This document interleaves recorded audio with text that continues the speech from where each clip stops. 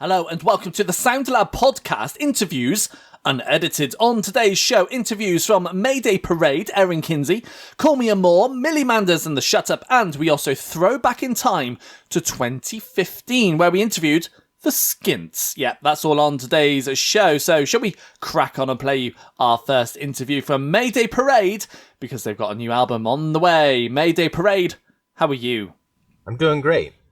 Good. Yeah, thanks for having me on. Pleasure is all mine, and we're having a little chat because we've started playing a new single of yours called By the Way. Tell us a bit about the single. It's one of a couple. It's our second single that we released on the first EP that we're putting out on. And the EP is called Sweet, right? And it's a series that we're sort of doing, and we're trying a bit of a different approach here with things. But I suppose we've been a bit more inspired. I think that we have a lot of creativity within our band. We all are writers, and we've spent a lot of time putting music together and getting better as writers, we feel. And so we're going to put out, 3 different EPs over a period of time. And this is just kind of getting the ball rolling, particularly with By the Way. I'm extremely excited about the song. I think it has such a great feeling. I've never been so sort of captured by a piano riff. I usually would not call piano parts riffs, but it feels like it intros in with this riff, and that's a really exciting thing that Derek put together. And yeah, it's great. It gives you all the aspects that I love about songwriting. Nice. And these 3 EPs you're releasing, which will make up a full album at the end of it, do they all sound different? And was it the plan to do that? It's a bit of conceptually. I think we had sort of this cool concept around it, which doesn't really, I can't really reveal all the pieces, I suppose. It would be way too early to do that. But I think that conceptually we have like a great thematic idea that we'd like to complete with the 3 EPs together. And then on top of it, we've never been great at doing like a concept record or anything like that. And nor do I think some bands have done great with that. If I think of like Coheed and Cambria, right? For like the first sort of band that pops up in my head with that sort of mentality. But like we just write what we think sounds really good, and we hope it fits into what we're doing. And maybe we make slight little steering decisions that can help bring it into focus with whatever that vibe is and theme is. Nice. And what was the reason behind splitting them up in this way? Because it's not your conventional. I know there's some artists who have started to do this sort of thing, but what was the reasoning for yourselves? I think it was a bit more of continuing to put out music. We tried doing singles, right? We tried to do, a bit of like a 3-song EP type, release, and we've done singles here and there. And whereas that feels great, it doesn't always make sense. And after all, we do have to consider like how we spend our time, in the studio versus touring versus writing versus family, right? And it's like there's all these seasons in our lives, and it feels like it's like phases, right? There's like 4 phases of life as we go through our year. And I think that when we were, the album has obviously been like a tried and true, like traditional way of releasing music. Singles have also been that. So we tried to go more to that model. I think the music world had been on that model for a moment, right? And I think we can mold that around, like maybe we'll try the single route. By the time we got to doing the single route, it felt to me like the world had kind of moved on past that formatting, right? Or that like type of digestion of artists' music.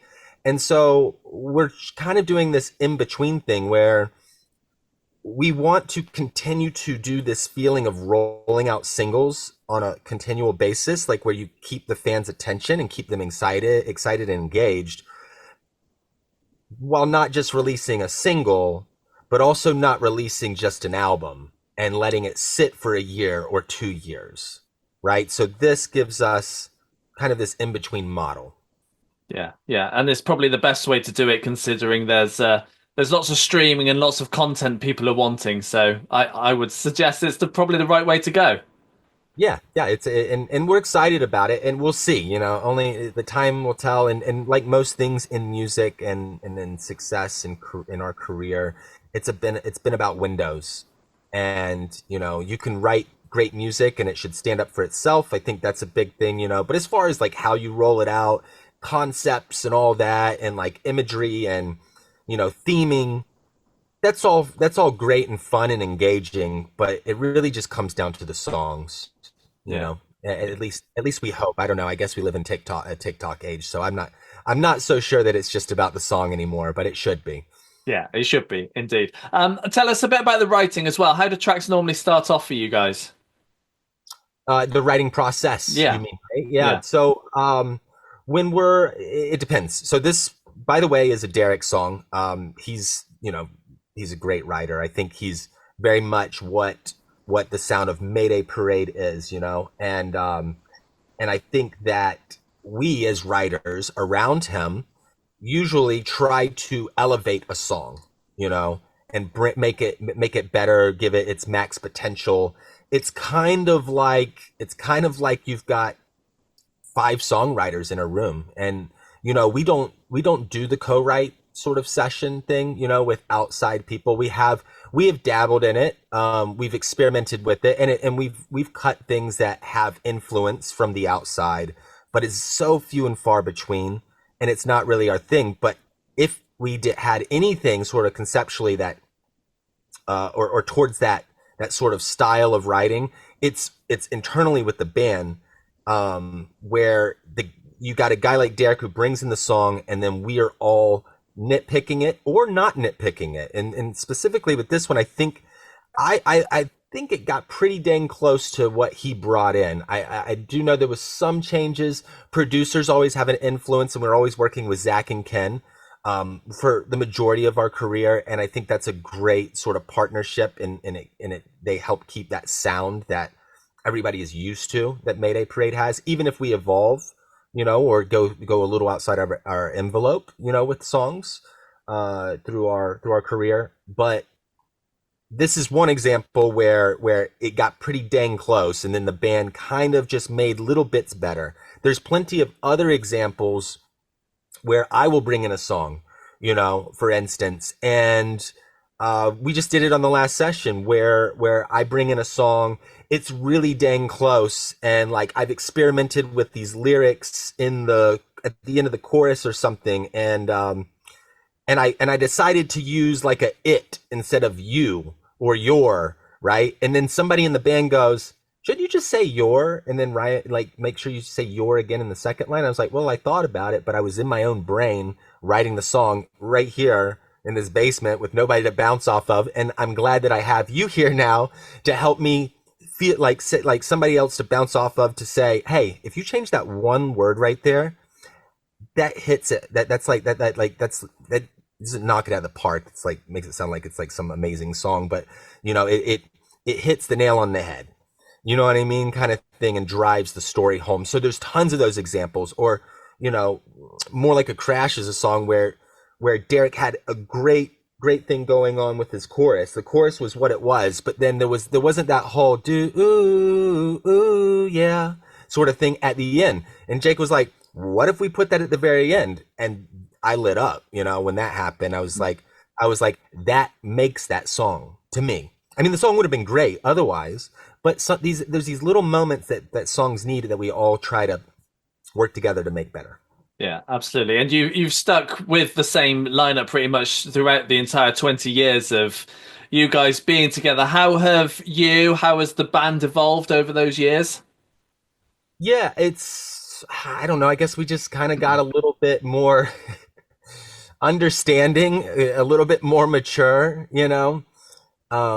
In some ways, maybe less fun. I don't know. Like, we used to party a lot. That was, we had the first 10 years was pretty crazy. And, um, you know, I think we still have a great time, don't get me wrong. And we definitely still have our outs, like our outings where, we have nights where we go we go a little crazy or go off the rails, right? But the but those are few and far between, and I think we're better and more focused on what we do as a business.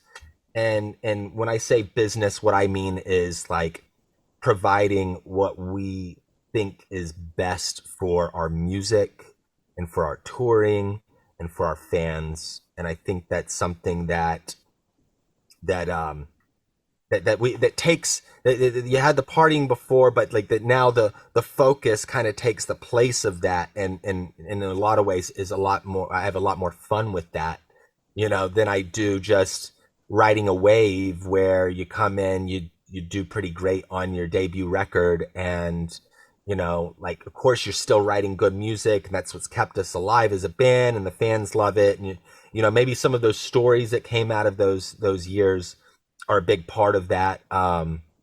But now it's a different side of that. Now it's like, let's write the best songs we possibly can. And you're never going to recreate like what you did in the early days, and nor should you, because honestly, when you hear people try to recreate stuff, it always feels like this, like it always comes across as like this failed knockoff, So I guess we're always just trying to be better, is what I'm getting at. Yeah, absolutely. And you get the chance to play some new music live when you head out on tour from April onwards across the States. I bet you can't wait to be on the road again. Yeah, I mean, that sort of thing's a love-hate relationship, right? So like we are excited to by all means to go out on the road for sure. And represent our music in a bigger way than we ever have gotten to do,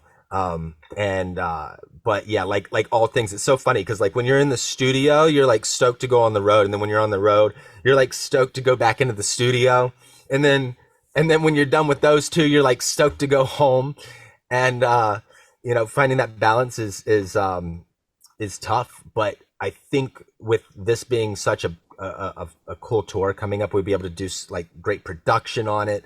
Tickets are selling fast. The only thing is 6 weeks for us. It's like it's going to be a little bit like it's going to be a trek. You know what I mean? But it's time to like hunker down and like get to business. And I think that with the new music, we were never not going to tour.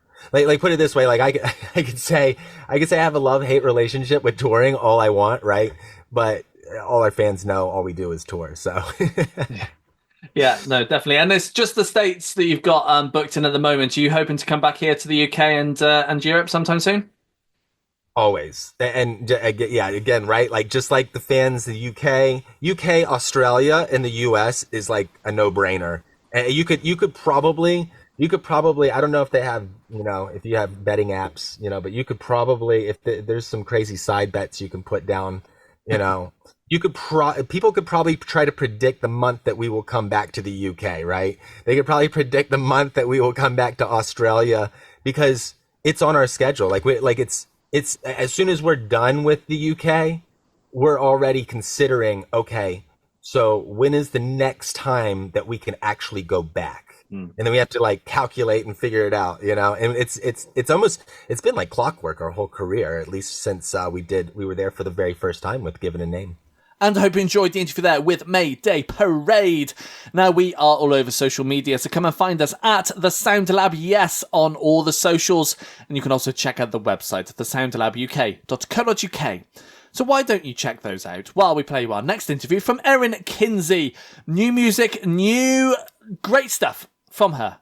All is coming. It's coming. And she'll tell you about it now. Erin Kinsey, how are you? I'm good, hanging in there. Good. We have been playing a new single of yours called I Ain't Crazy. Oh, yeah. Well, first of all, thank you. And yeah, that song came from a very real place, unfortunately. But I suspected something was going on with this boy I was dating and this friend of ours, a mutual girlfriend of ours. And I was like, maybe not. I don't know. But they seemed to be awfully close. And then the more I thought about it, I was like, you know what would really suck is if I was wrong about this and this was all in my head. And I was literally just losing my mind and making it up. So I wrote the song about that and later found out I was totally right. So a win-win. Got a song and got to be right. Yeah, a win-win indeed. Is this the start of more new music to come? For sure. I am having a call with my producer today to figure out exact plans. But I mean, I never stop writing. And I have so many songs I've already written that I haven't released. I don't know. I just can't get enough of it. So I want to keep releasing it for sure. Good. Are we into another EP territory or an album yet? Oh gosh, I'd be hesitant to call it anything. Putting a title on something is scary. But I definitely have more music in the works and I would love for it to eventually wrap up into something pretty. Nice, nice. I like to talk about the writing side of things as well. So for you, how do tracks normally start off? Every song is different and I do not have any kind of master method. But a lot of songs start from a title in my phone. I'll just have like an idea or like a concept and I think that might be cool to put in a song. So I have a notes app in my phone and it Hmm. is forever long and has ideas that are the worst and ones that I can't wait to write one day. And then sometimes I'll go back and see a bad idea and be like, wait, actually we could do it like this and it would be good. And then I have a bunch of voice memos of just like melody things I've come up with. And then sometimes I walk in a room and one of the people I'm writing with has an idea or even like a track that they'll play and they're like, we should do something with this. So it's kind of nice to like start a million different ways because I feel like it helps you get a bunch of different products and a bunch of different Hmm. songs and they come together differently. So they're all unique. But yeah, I do not have some master method I follow. Fair enough. Fair enough. Tell us a bit about the lyrics as well. How important are they to you, and are they pretty straightforward to make work for your music, or can it be a challenge? I mean, that kind of depends on the song too. Like, there's ones that are wordier or faster, which can be tougher to get the words in, or there's ones that are, you have like a hard rhyme or something that can be complicated. But for me, more than a certain rhyme or melody, like, I just want us to say the important things. Hmm. So, I feel like over the last year, just trying to say it, not be so fancy with it, but just kind of say what you want to say, has been a method I've stuck to. And it's really helped performing the songs and recording them and doing them live, really being able to relate to them because I feel like I'm just talking in song. So it's been fun to kind of lean into that more recently. Nice, nice. And people want to see you playing your tracks live. You've got a few shows lined up over in the States and Canada as well. Bet you can't wait to be doing some shows again. Yes, I'm really excited. I love being on the road. I love my band. I love our show. I love seeing, the people come out and meeting everybody and getting pictures. Like, I love it. So definitely, we went out for 2.5 weeks over in the UK with Restless Road in December. So we had the holidays, we had January, and I'm starting to get a little restless. Yeah, yeah, I can well imagine. And the dates you've got booked in at the moment are kind of dotted around. There's nothing kind of solid block wise. Are you planning on doing some touring anytime soon? For sure. We're getting details still worked out, and I don't like to tell anybody anything until it is 100% nailed down because I don't like changing plans. But yeah, there's definitely some stuff in the works, and I was on the road a ton last year. So Mm. also leaving time to like write and record and make sure I can get like videos and all of the other things that we do. That's the thing about being an artist is there's so many different things to do. So you got to make Yeah, sure you carve out the time to do it all, or you will miss it. yeah. So do you think this year's going to be a little bit quieter in comparison to last year when it comes to doing shows? Probably for the first few months, but Mhm. after that, I do not think so. You just don't know it yet. Good. Festivals as well, because we'll be hitting summer quite soon. So any plans for those? Yeah. Yeah, I'm playing two festivals in Norway and one over in the Netherlands, which will be super fun. And then filling out some stuff in between that as well. But there will be some international traveling and trying to get some stuff booked out while we're all the way over there, knocking out some more Mhm. things as well. But it'll be fun. Yeah, good, good. Is there anywhere you've not been to yet that you want to get to? Oh, hundreds of places. I've never been to Australia. I've never been to even like a lot of people do a lot of touring in South America and um I mean there's so many places I haven't been. I've done a good bit of touring in the US. I've This will be my first show in Canada at the end of April, so I'm excited for that. I've never been to Canada. But yeah, I mean, I'm only 24 and I've only really been touring for 2 years. So I there's so many places I can't wait to go and get to play and get to meet people. Yeah, yeah, nice. And even though you've only been touring and kind of been more professional for the last few years, you started music quite early, I believe. Yeah. Tell us a bit about how you got into it. Yeah. I got a guitar for Christmas when I was 13. It's the most basic story ever. But I got one after I was in a bunch of piano lessons. I wanted to quit. And my parents, told me to pick up another instrument, so I chose guitar. And I started learning every song I heard on the radio, eventually started writing my own and started making trips to Nashville when I was 15. Mhm. And graduated high school early, moved at 17 here, and I've been here ever since. Minus, going home to see family sometimes, but I mean, it's crazy how welcoming the Nashville community was, even though I was so young. I felt like people were taking a chance on me left and right and getting me in rooms and helping me grow and also like really encouraging me to live life too. Like go to the grocery store and take my dog to the park and go on a walk. Because you gotta also live life to have anything to sing about. So I was really, really lucky with the people I was surrounded with. But yeah, it's been fun to like get to do that and then now get to do more of the touring side of things. Yeah, nice. And I've got written in front of me that you can play 7 instruments. I struggle to play one. So how did you get into what are the 7 and how did you get into them all? What made you kind of pick them? Well, so I started on piano and then I moved to acoustic guitar and then started learning rock riffs. So I learned Mhm. electric guitar. And then I was in drumline in high school, so I ended up learning kit. And then also I learned that a bunch of stuff that I knew could be learned on a bunch of other stuff. So I learned like mandolin and banjo and ukulele, and like random stuff. I don't know. But it was really fun to like incorporate that into the set. And I learned, I don't know if I said mandolin, but like, I don't know. I loved learning, seeing how far the knowledge I already knew, how far I could spread it out. Yeah. Is there an instrument that you don't know how to play that you kind of think about, oh, I I would would love to love to learn that? learn fiddle. I would love to Yeah. learn fiddle or violin or like any of the string instruments like that. But every time I try to do the bow, like it sounds like a dying cat. So I've just kind of left that to the side. But maybe like, I don't know. I turned 25 this year, so maybe I'll have a quarter life crisis and I'll learn that. And I hope you enjoyed the interview there with Erin Kinsey. Now, alongside this very podcast, we also have a fresh playlist here on Spotify where we get to bring you some brand new up and coming unsigned artists that we've had a chance to listen to that we think you will love. Want to find your next favourite artist? Check it out. Fresh playlist. Link on our website, thesoundlabuk.co.uk. Now we're going to move on and play our next interview from Call Me Amour. They've just released a brand new single, which they talk about. So here we go. Call Me Amour. How are you? Very good, mate. How are you? Not too bad. Not too bad. So we've been playing a single of yours called Good Day. Tell us a bit about the single, first of all. Single. I think we wrote that. It was an idea that was floating around for a while, and then it progressed when we were on tour on the You Me at 6 tour. Where we'd be sound checking and we'd just mess around with the idea and add bits to it. Initially, it wasn't something that struck us, but it grew a bit more on us as we went along. And then when we went to the studio, it was one of the ideas we gave to the producer. And Mikey Chapman was with us at the time from Mallory Knox. It pricked his ears up and he thought he'd like to be a part of that one. So, we got involved there with Mikey. Harry and Mikey worked together quite closely on the vocal melodies and the lyrics, and yeah, we recorded it. Happy with the result. It turned out to be one of the songs that we really do like out of the EP. Good. And that is off your second EP. Tell us a bit about the second EP of yours.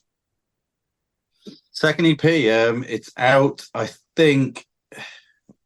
Not sure the exact release date. I know there's another single coming out from the EP in February when we're away on this next tour.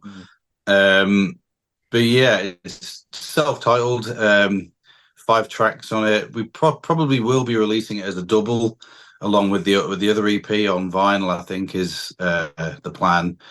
But yeah, 5 tracks, different kind of not a different direction altogether. I think it's more back to rock roots, as opposed to, we did a lot of like EDM ideas and then built rock around it. We switched it this way. We did it like more guitar orientated live band rock music, and then we just sprinkled it with all the EDM sections. But yeah, we're happy with it. It's definitely a growth from the last EP. Yeah, yeah. The sound that you've made with this EP, is it the sound you wanted, or is it just how it turned out when you were in the studio? I think we kind of knew from the raw ideas that we had how it was going to sound, how we wanted it to sound. But a lot of it we did, a lot of the ideas and the sound came in the studio, which I think is the best way to do it. It's good to have a demo and a direction, but once you're in the studio, plus we had George Parks, who's the producer that did the EP. He's worked with Enter Shikari, Skindred, phenomenal producer, and his head for music is, unbelievable. So he helped a lot in crafting what we wanted.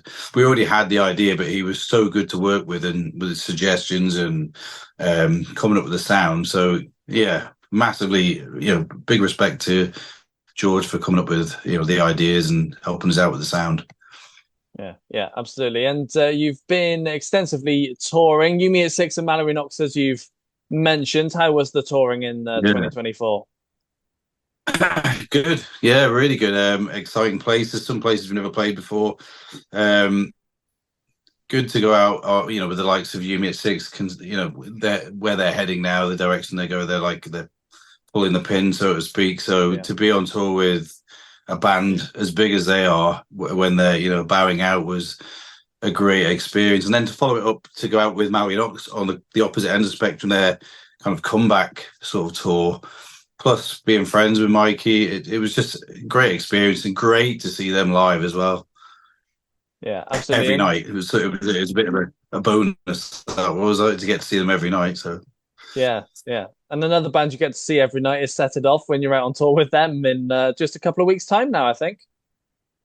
Yeah, 2 weeks roughly. I think we're in Stockholm on the 29th or the 30th. I'm not 100% sure of the dates, but yeah, 2 weeks and we're heading off again. So I think we've got like a pre-production day in London, the 26th, 27th.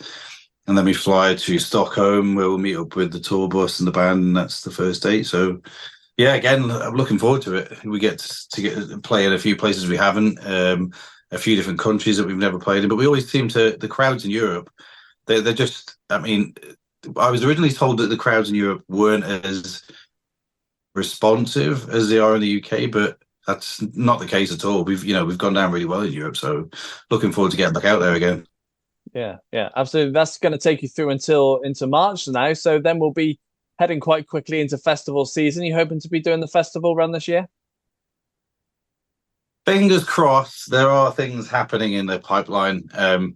Nothing's confirmed, but that was always one of the things we wanted to lean towards, doing some of the festivals like Reading, Download, all them. So yeah, it's in someone else's hands at the minute. So I'm just praying that their hands work well, if you know what I mean, and we can get on that.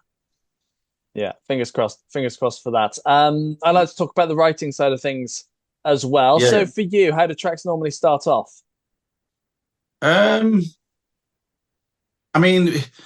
We tend to write better when we're under pressure. So we're lazy in that sense. We'll have a few ideas that just come up organically when you're messing about with the guitar. You're sitting in front of your computer like I am now with all the studio stuff around me. And occasionally you'll put a guitar idea down or a demo and then send it to Harry, and Harry will listen to it. And then you all get to listen to it and add your ideas. But yeah, that's how it starts. It starts out as just a thought and then throw an idea down. And sometimes it gets left and then brought back again like a year later. But we just build on it from the demo, and then when we go into the studio, obviously we've got a structure and a sound and a chorus, verse, lyrics already. Harry will mainly he's the storyteller side of it. And then work with the producer and sort of craft a sound between us all. Is it pretty straightforward once you step into that studio then? No, it's never straightforward. It's good in a way because you bounce off each other. Some ideas is not, not everyone's keen on that idea because it's quite hard to get your point across of what you want to sound like. So, for instance, I could suggest we do a song where we have a middle section that's quite like a drop, like a big riff. Yeah. And other people might not understand it until you get it down. They'll go, actually, that's good. So we kind of do a lot of that, kind of like niggly, not niggly, but there's arguments of, I don't think that'll work. And then, well, let's just give it a go. And then it's like, oh yeah, you're right, it works. So yeah, that's kind of how it works in the studio. It never goes straightforward, like where everyone goes, yeah, that's perfect, let's go with that. So no, fair enough. And EP2 is of course already done by now. Have thoughts been put in place for EP3, or are we into album territory yet? well, this is a discussion that we've been having, whether to put out an album or just go for EP3. I think we're leaning towards EP number 3 for now, and then maybe an album either early next year or later on this year. We have got plans to go into the studio after this tour, and we do have some ideas. It's just that they are at the very sort of basic level at the minute, and we need to all get together. Which again, the tour will probably bring out a lot of it, because we tend to sound check, mess about on the tour bus, and build ideas that way. So I think EP number 3 is next. Nice. Do you think you know what direction you might take it in?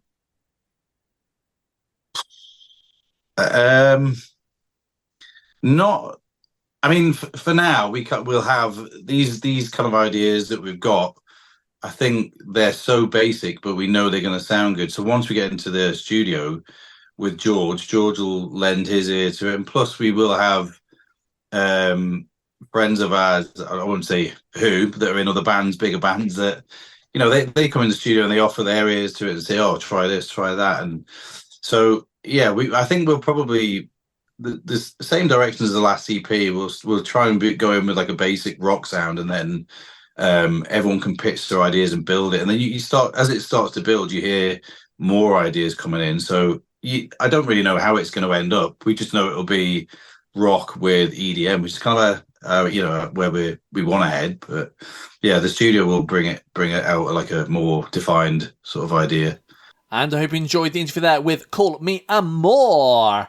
Now, we also have this very show, these interviews anyway, on a radio show. Yeah, 2 hours worth of interviews, new music, and a live session too. This week's live session comes from Willie Dowling.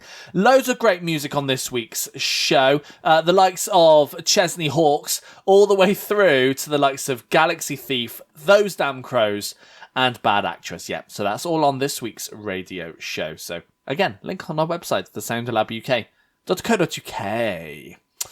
Now, let's move on, shall we, and play you our 4th interview of the week from Millie Manders and The Shut Up. They've just started to think about some touring and festivals as well. So, Millie Manders, how are you?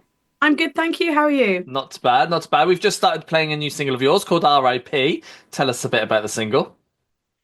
So, it's one of those ones where it was a collaboration, actually, with the band, obviously, when we were songwriting. But actually, the lyrics came about from me doing a songwriting workshop and showing one of the ways that I write lyrics with my Patreons. And I asked them to give me 3 words. They gave me Halloween, candy, and death. And so I came back to them having done some work around using my 5 senses with those 3 words. And R.I.P. the lyrics were born, and they married to a backing track that Joe had been working on. So the next time I did a live stream with my Patreons, I was able to sing the song based around the 3 words that they'd created. It's my favourite track on the album, and it alludes to the death of a relationship, non-specific relationship, and sometimes the relief that comes from those relationship deaths. Nice. And as mentioned, that's off your latest record, Wake Up, Shut Up, Work. For those who've not had a chance to listen to it yet, tell us about the record. The record came out on the 2nd of August last year. It was our sophomore album. And as the title suggests, there is a lot of things around societal pressure. There's some politicism in there, and kind of every facet of feeling made to feel like you should shut up about whatever it is, your feelings, your emotions, who you are as a person, or your political views. So there's a lot of content on there. There's some relationship stuff. There's some political stuff. There's some very, very bouncy stuff. And just railing against your own world, I guess. Nice. Have you put thoughts towards record 3 yet? Thoughts as in we have some writing sessions booked in for this year. I'm working on a lot of the lyrics at the moment, so I've got a folder of various things have been spinning around my brain. Joe has been putting some guitar riffs together, and even Pete has put a full folder of drum riffs that he's been working on together. So we're going to be doing a lot of work with the foundations of what we've put together so far. Starting in May, we've got 4 writing sessions booked across the year. So hopefully come 2026, we'll have a whole new body of work for people. Lovely, lovely. And speaking of lyrics, obviously you're the lyric writer. Tell us a bit about how the lyrics kind of start off for you. Well, it depends. As I say, the RIP itself was very much a give me 3 words. I'm going to write some lyrics with that. Sometimes if something hits me really hard, I will just have things popping up in my head that need to be written down immediately. So my phone is often full of snippets of lyrics or sometimes even full songs. Sometimes if I listen to the riffs that Joe is writing, it might invoke an emotion or a subject matter that just feels like the right thing to be writing about when I'm listening to those sorts of things. And sometimes it'll be a writing session with the full band where something just happens to come together from a snippet of lyrics that I have while they're creating a backing track. I'm like, oh, that's inspired me to finish that one off, you know. So I always say that whatever the creative moment is, go with it until it ends. Whether you keep that thing that you've created or not, it's neither here nor there. Just use that moment. Don't let it drift and write as much as you can in that moment. Yeah, sounds good. You mentioned that you've got a whole list of lyrics that you've written on your phone. Do you have your phone available? No, I can't do that. I'm sorry. Rubbish. Rubbish. All right, I'll move on. It's fine. You're heading out on tour shortly. Tell us, I bet you can't wait to be on the road again. Absolutely. We're very excited. We've got a few new towns that we're going to. We haven't done Birkenhead before, which is near Liverpool. And I haven't played Liverpool since, I think, something like 2016 or something. Really long time ago since I played Liverpool. So I'm really excited to go back to that area. Hitchin is new for us as well. But we're returning to places like Milton Keynes. I love that venue over there, the Crawford Arms. York is one of our favourite places to play as well. So there's loads of places that we're going to be on this tour. And then there's a couple of festivals that we're doing in between the tour dates too. Manchester Punk Festival is one of our favourites. And there's a Scarfest with The Beat happening up in Leeds. So yeah, it's a really exciting time. We always love being on the road. Our fans are just some of the kindest, loveliest people we've ever met. So it's always a room full of love as well. Good, good. And then it is festival season, kind of the summer is the bulk of festivals. You've got Bearded Theory booked in. You've got others kind of ready to be announced, or is it going to be a little bit quiet?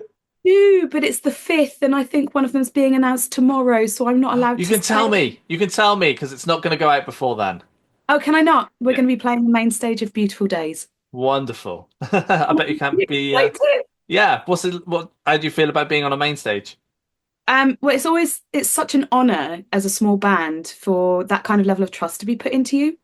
You know, for a bit, especially big festivals like, you know, we played Slam Dunk 2 years ago, and they gave us the absolute honor of opening that stage. And not only are you on a stage where there's some of your favorite people ever gracing that stage and walking those boards, you know, but you're also being given the task of warming up that huge crowd, potentially thousands of people.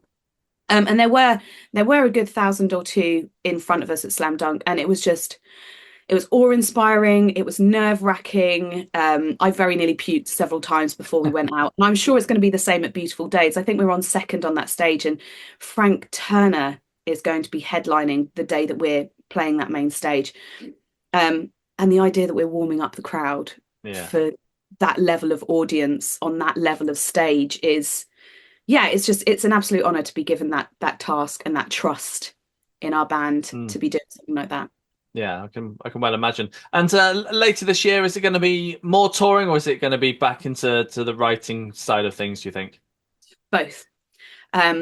So we've got a couple of projects that are sort of interim projects that we're toying with that I can't really talk about unless they come to fruition. So we're hoping to have some interim projects happening, but we've got the writing sessions throughout the year. We're probably going to keep the majority of October open as well, in case we don't get enough songs in the 4 writing sessions that we've got planned in. So we may well go back into a writing session in October, but we will be touring again sort of late October and through November, possibly into early December as well. Nice and busy. Nice and busy. You hoping to go overseas as well, into Europe, maybe to the States? I would love to do more touring in Europe, but my political views do not necessarily align with what is happening with the German government, certainly at the moment. And with the way the States has just gone politically, and with what they are currently planning to do in the Middle East, I don't think my social media would help me get any visas. Yeah. We try and keep the politics out of it, but it's difficult, isn't it? Well, as far as I'm concerned, I refuse to keep the politics out of it, because if I stay mute like so many other punk bands do, how can I call myself any kind of political punk? I'm not a boy band. I've never been shy about my political views, and quite frankly, I don't want to tour in genocidal countries. So, yeah, I'll stick to the UK until people start to be a bit more humanitarian politics-wise, I guess. And I hope you enjoyed the interview there with Millie Manders and the Shut Up. And now this is the part of the show where we like to throw back in time, and we've done just that, where we've thrown back in time to 2015's 2000 Trees Festivals.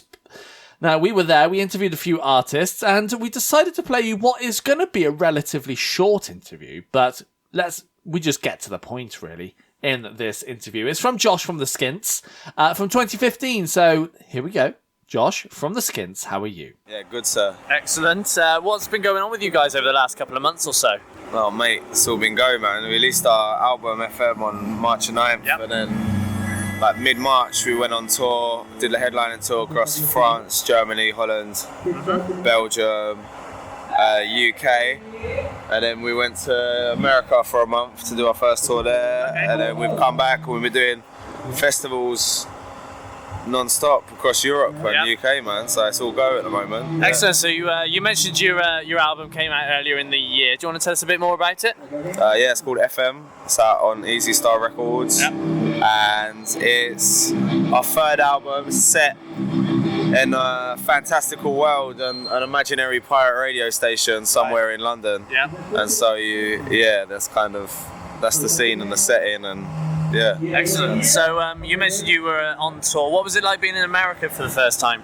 Yeah, crazy, man. It's like just the adventure vibe, which was cool. Just like it really felt like the new world or something. You know what I mean? It's crazy. You know what I mean? Just because, like, obviously we've toured Europe a bunch and it's wicked, but just going somewhere totally fresh was awesome. Excellent. So you've started festival season now. What have you got to come? A lot more festivals, man. We're driving to Holland tomorrow to do one, and then we're flying to like Barcelona in a couple of days to go Spain for first time. Yeah, we're just like across the whole of Europe, man. All stuff, like pretty much until mid-October, we're just flat out. So yeah, excellent. So are you writing now? I know you've just brought your album out, but have you started writing again? No, like people kind of got some ideas kicking around, but I had a meeting with our producer Prince Fatty like a couple of days ago. So we've got some ideas for new stuff that we're gonna start knocking about quite soon. So excellent. So are you planning any more tours? Maybe a UK tour coming up? Well, yeah, we just kind of did the big UK tour in April. Like obviously we've got to ride out the rest of the UK festivals we've got this summer. But yeah, hopefully not too long. But, yeah. Excellent. So if people wanted to find out more about you or get a hold of your music in any way, where can they go and do that? www.skints.co.uk. At the Skints on all of that, and yeah, our website is probably, you can see we're playing and buy a record and all that there. So yeah. And I hope you enjoyed the interview there with Josh from the Skints from 2000 Trees Festival 2015. And that's the end of the show for another week, I am afraid. But don't you worry, we will be back next week with more great interviews. But if you can't wait until then, check out our website, thesoundlabuk.co.uk. And you can also check out our socials at The Sound Lab. Yes, that's on all the socials too. And we will be back next week with a brand new episode of The Sound Lab's Interviews Unedited. Goodbye.